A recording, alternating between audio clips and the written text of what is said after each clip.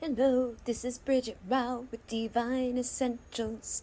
Alright, guys, I have a couple cards pulled from my tarot here, and the first card that had come out was the Two of Cups. The Two of Cups is about partnership and love. This could be you finding the right partner for love. It could be the right partner in a career. However, it came out with the Ace of Cups, so I feel like for many people, this is going to be a romantic partner that is coming into your life. This could be a new start with somebody that you've already shared a contract with. This could be a new start with somebody that you would be reconciling with, because the Three of Cups can be seen as a reconciliation. It can also signify third parties. So somebody may have cheated on you, or somebody could have chosen someone else other than you at some point.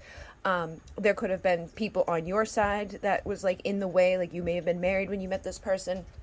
Take it as it resonates. Basically, I feel like there was some third element.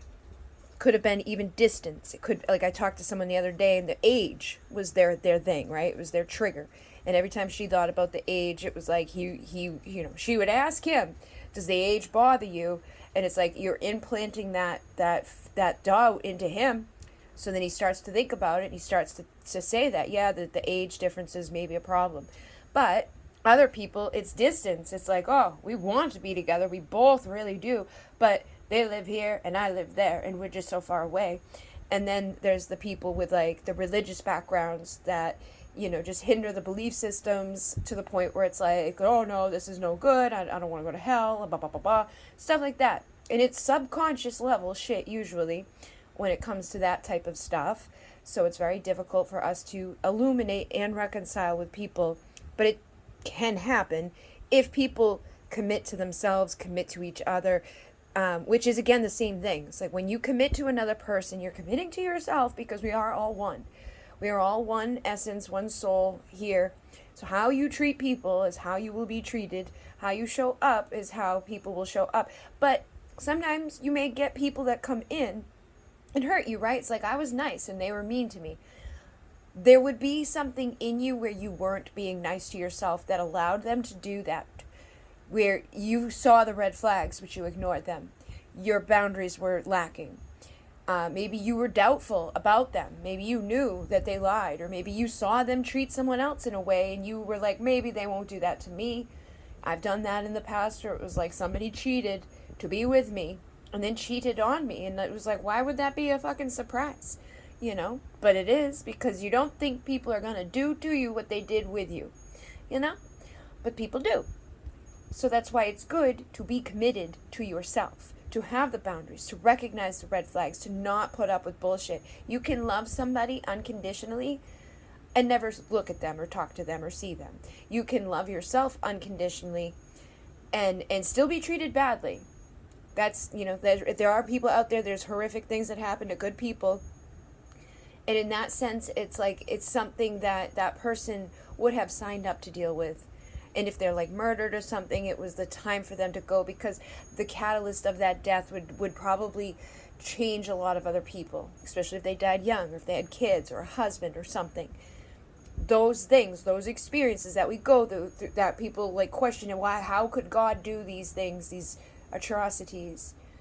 None of them feel good. And I think when I say things like, whatever you think about or how you are is how people will be, it's like we get like, oh no, like I keep seeing horrible people. Am I a horrible person? It's not that. It's that horrible people have gotten around you, and they've gotten you used to that treatment. They've gotten you used to believing that that's all you're worthy of, or believing that that's normal behavior when it's not. And then these times where other things happen, like somebody loses a parent young, or somebody loses their beloved person that they were married to, or whatever thing is happening, the love of their life is gone, and now they've got to live their life. But that changes people, that changes their perspective. It's an up level in their consciousness. They may become way more aware of their life and live their life to the fullest, because they know they could be gone at any second, and never take another person for granted, or never do the things that they may have done otherwise. Maybe they would have ended up cheating on that person if that person had lived. We don't know, because there's infinite possibilities, and all of those things probably are taking place in other timelines and other dimensions, because everything still coincides, and anything we think of does get created. And that's why we need to be very like focused on the treatment of ourselves and how we're showing up for ourselves and our boundaries and our self-respect and our love and that commitment of being stable and loyal and trustworthy and a good motherfucking person.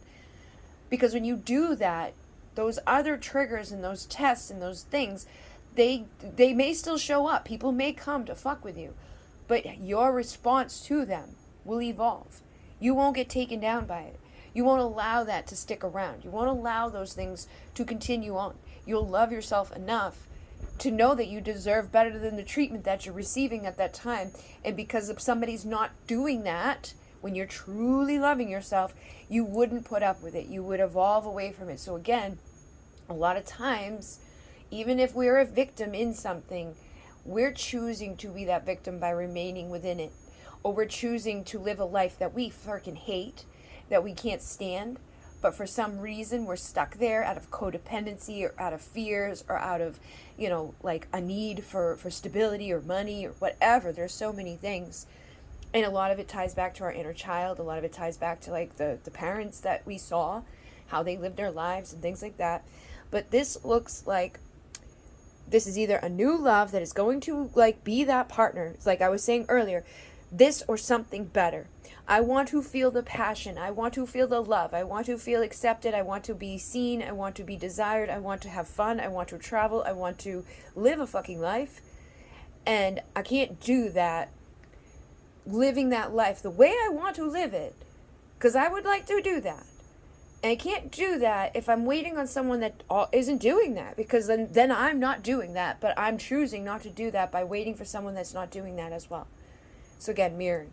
But we can choose at any time to go to new love or to celebrate and restart a new love or rekindle an old love or rekindle the love within ourselves so that these things are what we want. So we're so healthy that we're not hanging on or waiting for or thinking about something that doesn't represent this.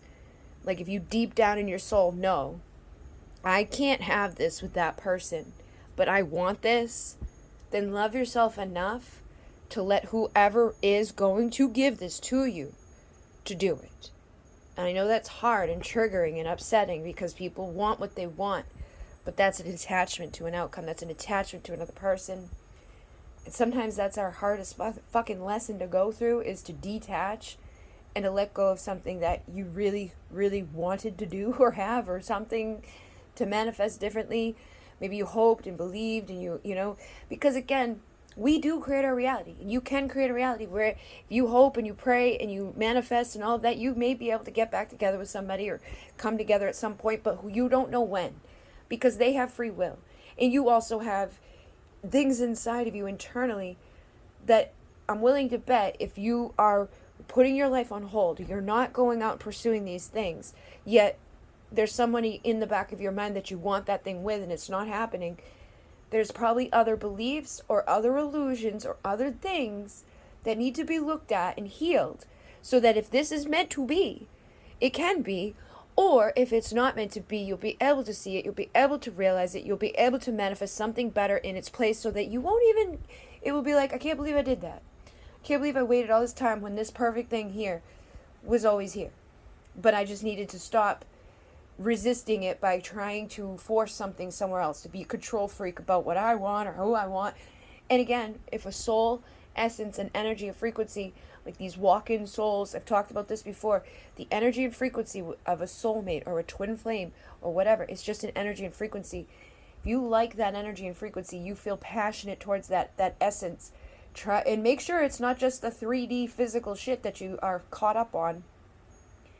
If it's like a deeper primal, like, seeing past lives and things like that, then that's a soul contract, and that's probably a soul mate or a twin flame or somebody that you have something significant with and a reason to be dealing with and having all these karmic things come through.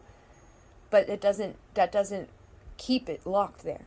You can manifest that soul or that essence or that energy to come manifest into someone new or someone better, preferably, like, if not this, then something better. So if it's not this, then that new thing will be better. We're not going backwards. We're not putting down from what we actually want. We're going to manifest what we want, but we're going to give people the freedom to not be that, like if that's not what they want to do, then love them enough to accept that about them and go find someone that does want that. And love yourself enough to go find someone that does want that. Because otherwise, you just be miserable and unhappy waiting.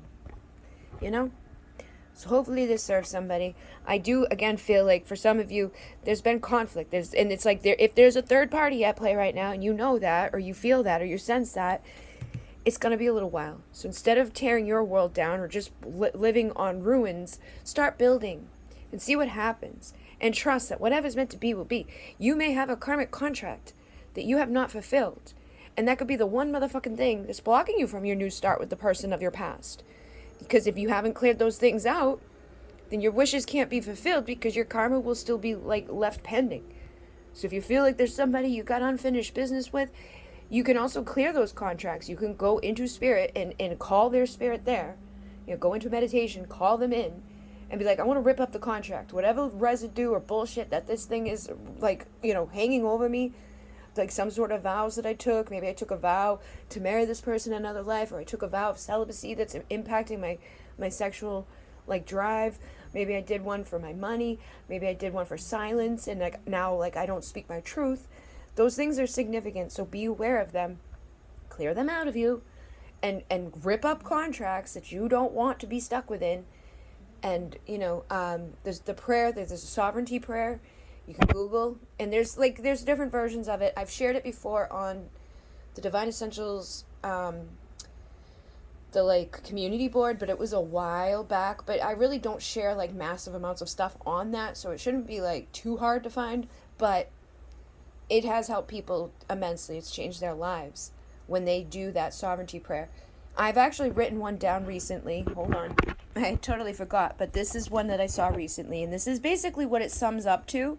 However, the one that I'm talking about is much longer and much more detailed, but this does encompass it all. So basically, it's I rebuke all negative energies, entities, spells, rituals, and castings that are not of the highest vibrations, whether consciously, subconsciously, or unconsciously, knowingly and unknowingly. Anything and everything that I've been connected to energetically, emotionally, mentally, physically, on all of the timelines, the planes and dimensions, etherically, spiritually, and all levels, I cut all cords of attachment, all contracts created in other lives, spaces, and through all paradigms, knowingly and unknowingly. So it is, so it is, so it is.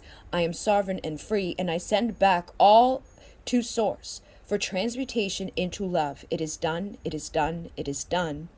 I am free. Thank you, thank you, thank you.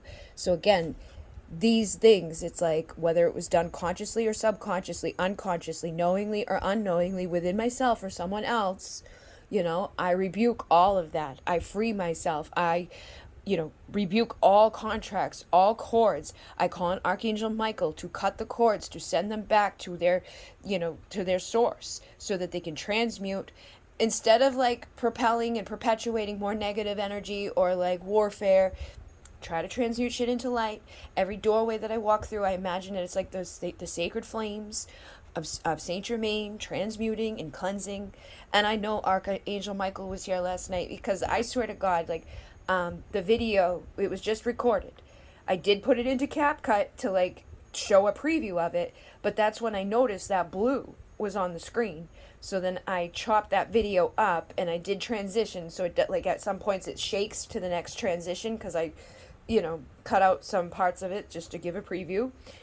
But the blue, I did not add.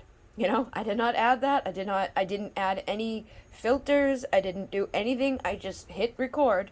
And it was with my usual phone, and there was so much blue around it. I know he was there. I've been calling on him. I've been talking about the blue rays specifically, which is the forgotten ray. They were the predecessors to the indigos, the crystals, and the rainbows, and they usually have a deep, dark sadness inside of them. But I feel like the blue rays are coming into the magenta ray, and the magenta ray is helping them to find their passion, to speak up, to be seen, to be loved, to be nurtured, to be cared for, and to be happy. So enjoy in Munay. Namaste.